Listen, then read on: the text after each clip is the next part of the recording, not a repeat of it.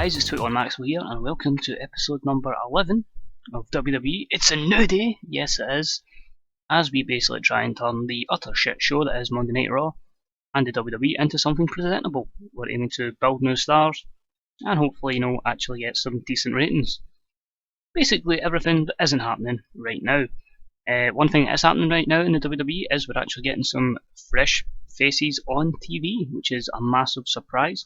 Likes of Jack Swagger, who's just returned to television, and Heath Slater with a small segment as well on last week's Raw. So that's pretty cool. We've got a couple of new faces kind of getting some chances here. We'll just try to get as many folk up to decent overness as possible, whether it be in our main show or whether it be from the pre-show segments. Interestingly enough, I think the TLC pay-per-view is the 13th of December, which means we only have 2 weeks build, so literally next weekend game, is the go-home show. So we need to build really quickly into that pay-per-view. So we've got 18 segments, we've got 5 pre-show segments, and I'm pretty sure this is the day where we reveal that new tag team. So let's see if MD was correct. We're booking this show from the Bob Devaney Sports Centre in the Midwest. It's in Lincoln, Nebraska, anyway. And yeah, let's hope we have a good show. So don't you dare be sour. Take care and enjoy the show. So 12,659 fans, that's decent. And about it featured solid in-ring action, but not much in the way of heat. The Wyatt family members Luke Harper and Braun Strowman defeated the primetime players of Titus O'Neil and Darren Young in 8 minutes 28, when Luke Harper defeated Darren Young with a running big boot.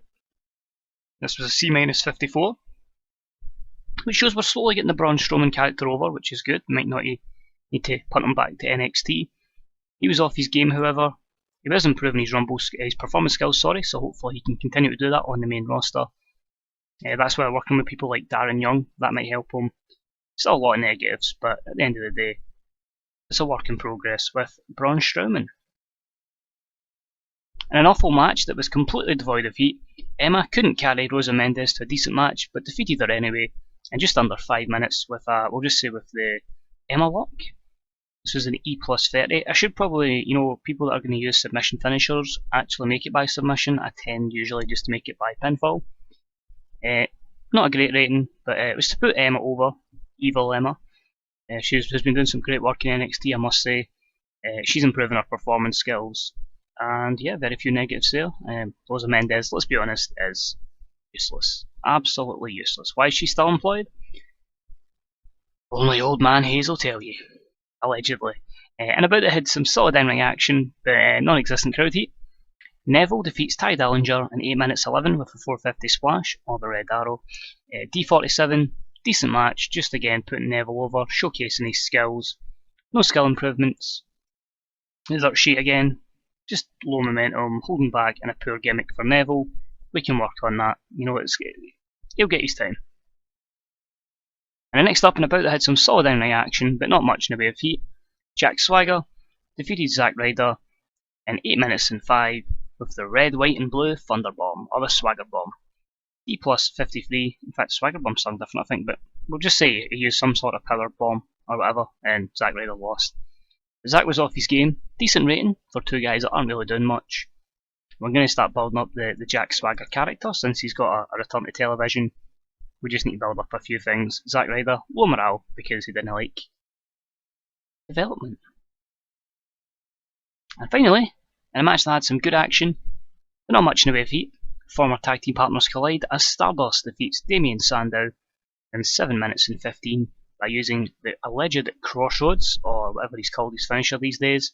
C61, no skill improvements to comment upon, and a very few negatives again that we can work on down the line. So we start off Monday Night Raw with the Lunatic Fringe, the WWE World Heavyweight Champion, Dean Ambrose. It feels real good to be out here as your WWE World Heavyweight Champion. I worked my entire life, I worked my ass off to become the man, and I am glad to represent the WWE Universe. That being said, the Authority don't seem particularly happy. I don't know why I wrote happy that I am champion. Well, guess what, Hunter, Stephanie, I'm the man around here, and you can put anything in my way, and I will step forward. even that big idiot of a giant, or big giant of an idiot, rather. Now sure, Big Show is far bigger than me, but this is David versus Goliath, and in the end, David won. So Big Show, after we meet, I will still be the WWE World Heavyweight Champion, and this is my... Ambrose is then cut off by the music of Triple H. So B-75, good promo for Ambrose to start the show. Continues the World Heavyweight Championship storyline as we carry on. Also, Randy Orton, I forgot to say, just to mention that, I gave him another test and he again failed the wellness policy, so he's been suspended again. I don't know how long it'll take to get out his system, but I just done that again and like, fuck it Randy, I'm just going to suspend you again. Go back round about the Royal Rumble time and we'll see where we go with you. Triple H walks out alone and stands at the top of the ramp with a microphone in his hand. Triple H says, Ambrose, Ambrose, Ambrose, you just don't get it, do you? You like poking the bear and making it angrier. So I ask, why would you want to make a 450 pound, 7-foot giant even angrier? Do you have a death wish, Dane? Are you really just this lunatic that everyone calls you? Anyway, it's cute that you like to come out here and tell the world how good you are. So put that to the test tonight. So how about you team up with, I don't know, John Cena, crowd pops, and take on the ever impressive team of the man you screwed to win that championship, Sheamus and his tag team partner, Bad News Barrett. Welcome Ambrose to the Authority Asylum. Good luck, champ. So a C plus 66 because obviously it was based on the overness of Sheamus and Barrett. It's not great. Triple H improvised well though. Books our main event match for tonight, and of course, just playing that Ambrose isn't the guy that Authority wants as champion. Don't need to pre-book anything. Carry on. Oh, Nebraska! That would be so much louder if it wasn't 10 to 1 in the morning recording this. Don't you dare be sour. Clap for your 2-time World Tag Team Champs and feel the power. The New Day are here and cut a short but sweet promo. Xavier Woods says, so it appears Triple H is a surprise for the New Day, a mystery new tag team. Kofi Kingston says, I mean, who even can beat the New Day? We're unstoppable. There's no one. To Big E says, I mean, who are they going to get? Crime Time? All three go, no! If you've seen a New Day segment, you have an idea where this is going. The Highlanders? Oh no! Wait, I got it. The Job Squad? Oh no! This just seems like a typical New Day promo. All of those teams are just booty, and none of them will ever defeat us, because New Day rocks. New Day rocks. New Day rocks. I'd be so much better and hyped if it wasn't such a late at night. But Kofi Kingston switched to a unique character, a charismatic gimmick, which got a 76 rating. That's okay. A D plus 50 as we continue to build the New Day up. But you got to put a bit of comedy in. That's what the New Day is all about. Next up, anyway, they're in a match before we find out who the mystery tag team is, and in a solid in-ring action with non-existent crowd heat, the New Day defeat the Lucha Dragons in 9/11 when Big E defeats Kalisto with a 5 count, or just the big ending. D plus 53, Xavier Woods doing some good work at ringside. Kofi's improving his Rumble skills, but most importantly just a match to really demonstrate how good the New Day are. The New Day cheat to victory and heads and then basically celebrate before we hear the music of the CEO of the WWE, Triple H. Now New Day, another impressive victory, but with us just 2 weeks away from the TLC event, it's time to properly introduce your opponents. Now unfortunately, due to unforeseen circumstances, the Dudleys can no longer take part in the match. Basically, I had an incident before this event, which was Bubba Ray Dudley annoying the Big Show, and I'm just like, Bubba, this is like the 5th time already, and I've had the save for 11 weeks, just fuck off. So just released him, Devon will go to NXT as a trainer. So it's now going to be a 2-on-2 match. So let me introduce your opponents in a 2v2 tag team match. Now I really went out my way and got the best team for business. Ladies and gentlemen, the City Cowboys, which of course is the team of Robert Roode and James Storm, with James Storm possibly signing with NXT. I thought, why not just take him out of the main roster, give me 2 big names, they can hopefully help us get people over. Michael Cole said, oh my god guys, can you believe it? James Storm, Robert Roode, they've dominated the indie scene worldwide for years, and then in brackets I put Wall TNA. Just to poke fun at TNA, but C plus 71, and there you go. Robert Roode's learning to show more charisma, and that is your mystery tag team, is the City Cowboys. Or, as people know them, Beer Money, but I had to obviously change the name for... Just, if they were going to WWE, they wouldn't be called Beer Money. That's the point I'm making. Next up, in solid in-ring action but non-existent crowd heat, we had Sasha Banks defeat Asuka in 7:52 with a bank statement. D plus 51, nothing overly to show here, really just portraying how good Sasha Banks is. She's the boss and she continues to gain some momentum. The camera then picks up on Charlotte, who's intently studying a backstage monitor, watching the match between Sasha Banks and Asuka. Obviously we'll have a potential rematch between Sasha Banks and Charlotte, but maybe others may get involved down the line. D minus 38. Really need to get Charlotte over. That's not good for our Divas division. An extremely short match. Rusev defeats Goldust in 3:35 with the Accolade. I'm just going to keep calling them their actual names because what the fuck is a Bullflex? You know? I don't know. D plus 52. No skill improvements as we just continue to make Rusev dominate. Because we tried to make him call it because it was a very short match. Cool, Kidman, cool. Basically after it, Rusev stands above Goldust and he shouts, Rusev smash, Rusev crush, never forget Rusev. So C plus 68. Lana is back from her injury. I might just keep them apart to be honest, because Rusev's cool and Lana's meh. But good there for Rusev. Next up, an extremely short match, the Big Show defeats Jimmy Uso in 4:19 with the KO punch. C minus 58, demonstrating how big the Big Show is, how dominant the Big Show is, and because the other Uso is injured for a year, my bad, he's just going to be a jobber. Imagine WWE done this, didn't have 50-50 booking and made every superstar look strong that they had plans for. What a place the company would be in.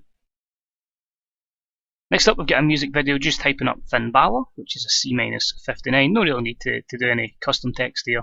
It's just really to try and get Finn is over as quickly as possible.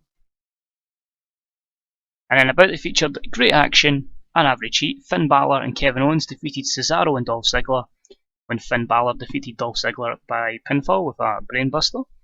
C plus 69, so that's good. If we can keep getting good matches out of these, hopefully that can break into a B minus. The prize fighter and show off storyline and the US title storylines have advanced, so gives you an idea who Finn Balor's next opponent will be. Cesaro and Dolph Ziggler improving performance skills, while Dolph Ziggler on Rumble. Negatives is everybody holding back, plus Finn Balor's chemistry and the length, but overall very happy with that. That can surely a pay-per-view is a B minus match, so that's good. We could maybe use that in the future. Ladies and gentlemen, welcome to Chris Jericho's highlight reel.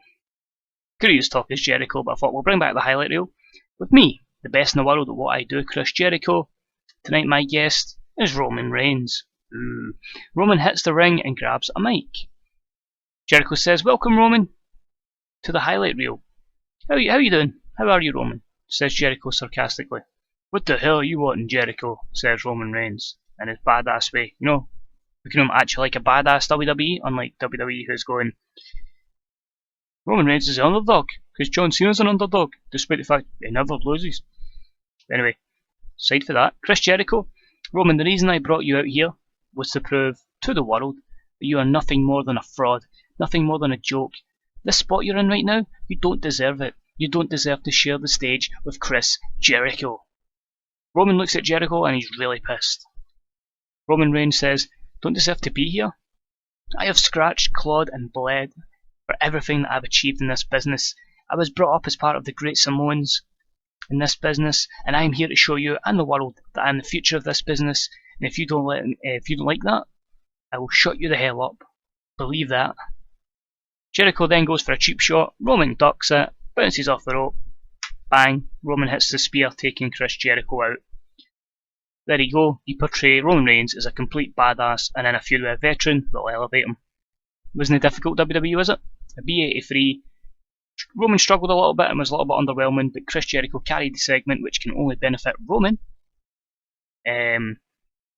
I believe that storyline's advanced, so these two are going to start feuding. No skill improvements. A couple of negatives there, but we can build Roman Reigns up. It's all about building him up so when he's ready for the title, he'll be ready. Next up in a bout that featured great action and average heat, Alberto Del Rio defeated The Miz in 9:54 with a bridging German suplex following botching interference from Miz's tag team partner R-Truth. C plus 66 is okay, nothing great. The Miz is improving his performance skills. A few negatives there, but it really was just to continually put over Alberto Del Rio. Alberto wins the match and he celebrates, however his music is interrupted by Seth Rollins. Hey Del Rio, hey, enjoy this celebration, enjoy this moment, because it will be your last moment. Because last week, you cost me my moment, my chance, my opportunity to recapture my WWE World Heavyweight Championship, and my opportunity to be the man. So I will do whatever it takes to make your life a living hell, because no one deserves that title but me, Seth frickin' Rollins.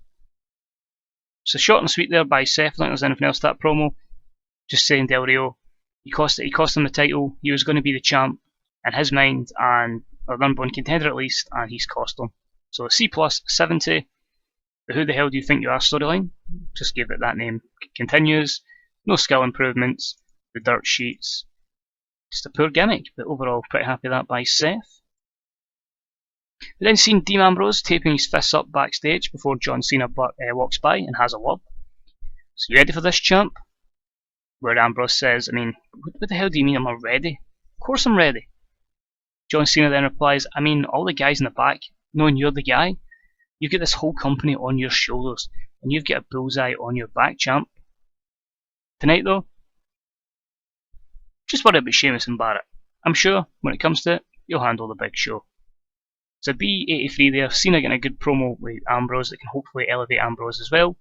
Both guys did well improvising. No skill improvements, dirt sheet, few negatives there, but once we can, we'll change Ambrose's gimmick to hopefully something that doesn't get him penalised, but he's still drawing decent segments and hopefully getting himself over a little bit. And the main event, okay, not great, but we're slowly getting, as long as we're keeping consistent main events in the B minuses, Bs, then hopefully we should not be losing pop in America. Obviously we're gaining pop elsewhere, but America could be the massive place we lose it, which is where we kind of need it at the moment. But in about the featured, great action and a good crowd, Dean Ambrose and John Cena defeated Sheamus and Bad News Barrett in 11:41, when Dean Ambrose defeated Sheamus by pinfall with Dirty Deeds. B-74, the Cena versus storyline continues, because he'll be facing against Sheamus and his good friend there. Dean Ambrose is improving his performance skills, so that's good, your champion's improving. Dirt sheets, quite a good few negatives there, but overall I'm pretty happy with that. After the match though, Cena and Ambrose celebrates, and Cena leaves the ring to let Ambrose celebrate on his own and get the spotlight. Yep, John Cena giving someone else the spotlight. When out of nowhere the Big Show appears and knockout punches Dean Ambrose. He's knocked him out. Big Show taunts the crowd and then goes and grabs the WWE World Heavyweight Championship, and he lifts it above Ambrose and stands on the champion's chest. Is this a sign of things to come? Will Big Show be a world champion going into 2016? I'll let you think about that for a moment. But B-74, the World Heavyweight Championship storyline has advanced. No skill improvements. I'm pretty okay with that, which gives us... B-75, we're still just not at that level where we can keep getting pop in America. I think a 76 or a 77 would have been fine. We'll keep working on more, I think we need more main event angles. If we can get the main event angles, we should be fine, and I think a big problem is the co-main event as well. We just don't seem to have the proper matches to draw there. Willie Mack is available. AJ Styles is going to be facing Chris Sabin in Ring of Honor, and on Superstars, they thought my show was shit. I'm using people basically to get over in that show. Let's have a quick look at the size. We would need a 76. The worrying thing is the amount of places that are going 67s. As we keep losing importance levels. So if we keep falling under the 76, we could see ourselves as like less than an international until we can build people up, because we don't have the stars. I might actually have to bring in like just put in more non-workers for angles at the end of the show, because like, we're mostly being judged on angles. Sometimes it would be main event matches, but it's worrying that we're so close to the brink of losing national. I mean, that's the difficulty of the mod. Obviously, it's going to be harder than the new mod that's out, the December version. We've obviously lost Randy Orton, Seth Rollins, and Cesaro as well. Might even need to bring Brock back just to kind of help us. Well, who knows? Wait and see. The good thing is we have like the go home show, then we have the pay-per-view, and then really the next 2 weeks WWE kind of fucks about with in real life. Like Christmas time is usually gimmicky shows, so we could maybe build towards the Rumble or just have real gimmicky shows that hopefully we can draw some overness. Or maybe we'll just need to sign people and help go over. Apart from that, down on Sportsnet by 0.01, down by 0.02 on USA. That's okay. But we are one show away from TLC. We'll have next Monday's show, and then the following week it will be the Tables, Ladders and Chairs pay-per-view. We've got an idea of some of the matches. I don't have an idea of the stipulations just yet, but we'll probably have them written in by next week's show. So that aside, guys, thank you for watching. If you enjoyed it, please leave a like. If you get any comments regarding the series, how's your TW saves going, whether you're the WWE owner or not, let me know. If you're Ring of Honor or whatever, please let me know. I just love talking about TW. As always, you can tweet me at 21Maxwell as well. Happy to talk about TW as much as possible. But thank you for watching, guys. As I say, the NXT series hopefully will be starting. Try to think when. Probably just after Bound for Glory and the TNA save, and we'll take it from there. But thanks for watching, guys, and enjoy the rest of your day. Bye bye.